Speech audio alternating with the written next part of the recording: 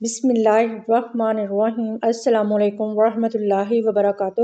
آج کی اس ویڈیو میں ہم آپ کو سورۃ رحمان کی آیتوں کے بارے میں تفصیل سے بتائیں گے۔ ویڈیو بہت ہی دلچسپ اور معلوماتی ہونے والی ہے، اس لیے ویڈیو کو سکپ بالکل بھی مت کیجیے گا اور آخر تک لازمی دیکھیے گا۔ پیارے بہن بھائیو، آج کی ویڈیو شروع کرتے ہیں۔ قرآن مجید میں ارشاد ہے، ترجمہ: دونوں مشرقوں کا رب اور دونوں مغربوں کا رب ہے، تو تم دونوں اپنے رب کی کون کون سی نعمتوں کو جھٹلاؤ گے؟ دو چیزیں ہوں تو اس کے لیے تثنیہ، دو سے زائد اشیاء کے لیے عربی میں جمع کا لفظ استعمال کیا جاتا ہے۔ قرآن مجید کی اس آیت لفظ تثنیہ استعمال ہوا ہے، یعنی دو مشرقوں اور دو مغربوں کا رب۔ جیسا کہ ہم جانتے ہیں کہ سورج مشرق سے طلوع ہوتا ہے اور مغرب میں غروب ہوتا ہے، لیکن سائنس ہمیں یہ بتاتی ہے کہ سورج طلوع ہونے کا زاویہ روز مختلف ہوتا ہے، اور اسی طرح جب یہ مغرب میں غروب ہوتا ہے اس کا زاویہ بھی ہر روز مختلف ہوتا ہے۔ لیکن سال کے صرف 2 دن ایسے ہوتے ہیں جب سورج مشرق کے انتہائی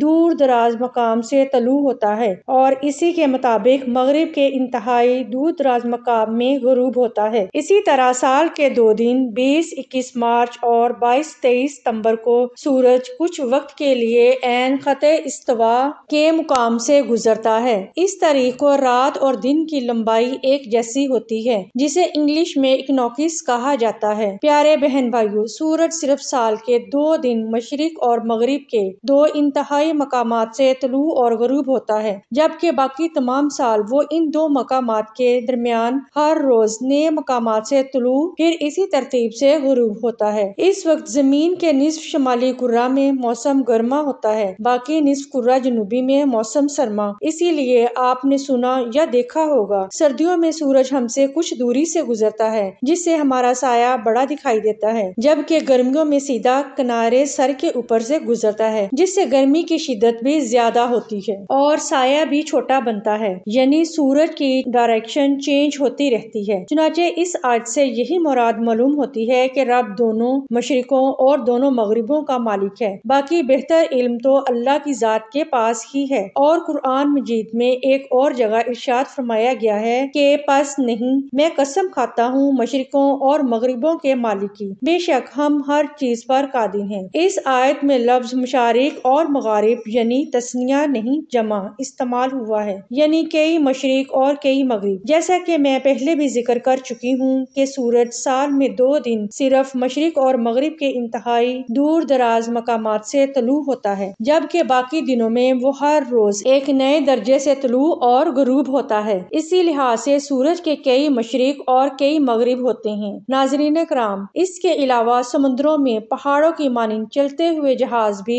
اس کی قدرت کا شاہکار ہیں، اور کیا ہی عجیب بات ہے کہ ایک سوئی تو پانی میں ڈوب جاتی ہے، لیکن 1000 ٹن وزنی جہاز مختلف چیزوں کا وزن اٹھائے سمندر کا سینہ چیرتے ہوئے اپنی منزل کی طرف رواں دواں ہوتا ہے۔ ترجمہ: اور دریاؤں میں پہاڑ جیسی اٹھی ہوئی کشتیاں اسی کی ہیں، تم دونوں اپنے رب کی کون کون سی نعمتوں کو جھٹلاؤ گے؟ ناظرین کرام، یہ وہ آیت ہیں جنہیں پڑھ کر ہم اپنے منہ پر ہاتھ پھیر لیتے ہیں، لیکن یہ جاننے کی کوشش نہیں کرتے کہ ان کا مطلب کیا ہے، کیونکہ اللہ تعالیٰ کی ہر بات کے پیچھے ایک گہری حقیقت ہے۔ اسی لیے وہ بار بار یہی فرماتا ہے، کیا ان کی عقلوں پر تالے پڑے ہیں کہ یہ عقل نہیں رکھتے؟ اس میں عقل والوں کے لیے نشانیاں ہیں۔ تو آئیے اس آیت میں اللہ تعالیٰ کی چھپی ہوئی قدرت کو تلاش کرنے کی کوشش کرتے ہیں۔ پیارے بہن بھائیو، آپ کو معلوم ہے کہ زمین پر 70% پانی اور 30% خشکی ہے۔ اس کے علاوہ اگر آپ غور کریں تو آپ کو ہماری زمین بیضوی گول نظر آئے گی اور زمین کے باہر والی سطح پر پانی ہی پانی نظر آئے گا، اور مزید حیرت کی بات یہ ہے کہ فضا میں زمین کو کسی بھی چیز کا سہارا نہیں ہے۔ کیا آپ نے کبھی سوچا ہے کہ جہاز تیرتے تیرتے جب زمین کے اس حصے پر آ جائے تو زمین کے کناروں سے باہر کیوں نہیں گرتا؟ معزز خواتین و حضرات، یہاں عقل دنگ رہ جاتی ہے اور قرآن کی یہ آیت یاد آتی ہے، اور جہاز بھی اسی کے ہیں جو سمندر میں پہاڑوں کی طرح اونچے کھڑے ہیں۔ ناظرین کرام، خدائی قدرت کا یہ شاہکار جو 1400 سال پہلے بیان کر دیا گیا تھا، آج جدید سائنس ہمیں یہ بتا رہی ہے کہ ہمارے اوپر کرہ ہوائی کا پریشر ہے اور نیچے گریوٹی فورس ہے جو ہمیں خلا میں جانے سے روکے ہوئے ہیں۔ جس دن کرہ ہوائی کا پریشر اور زمین کی گریوٹی ختم ہو گئی، اسی دنیا کی ہر چیز، درخت، انسان، گویا کے پہاڑ ایسے اڑتے ہوئے نظر آئیں گے جیسے پتنگ اڑتی ہے۔ پیارے بہن بھائیوں، یاد رکھا جائے کہ قرآن کا موضوع انسان ہے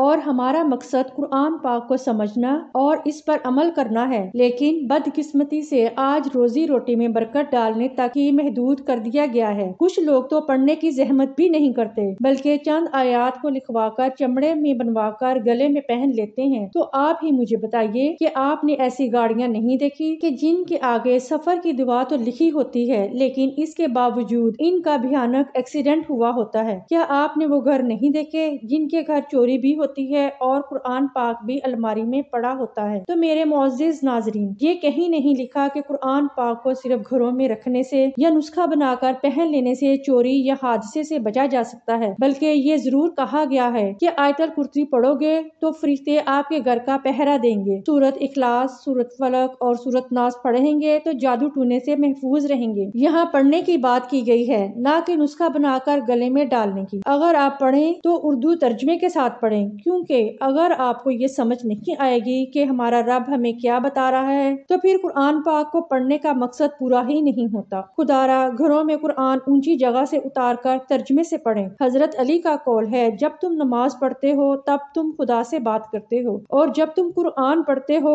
تب خدا تم سے بات کرتا ہے۔ اسی لیے خدا کی باتوں کو سمجھنے کے لیے قرآن پاک کو ترجمے کے ساتھ ضرور پڑھیں۔ امید ہے کہ آج کی یہ ویڈیو آپ کو کافی معلوماتی لگی ہوگی اور آج اس سے بہت کچھ جاننے کو ملا۔ اگر ویڈیو اچھی لگی تو لائک کر کے ہمارے چینل کو سبسکرائب کر دیں اور کمنٹ باکس میں اپنی قیمتی رائے کا اظہار بھی ضرور کریں۔ اگر زندگی رہی تو انشاءاللہ ایک نئی ویڈیو کے ساتھ حاضر ہوں گی۔ اب ہمیں اجازت دیجیے۔ اللہ تعالی ہمیں دین کو سمجھنے اور اس پر عمل کرنے کی توفیق عطا فرمائے۔ آمین یا رب العالمین۔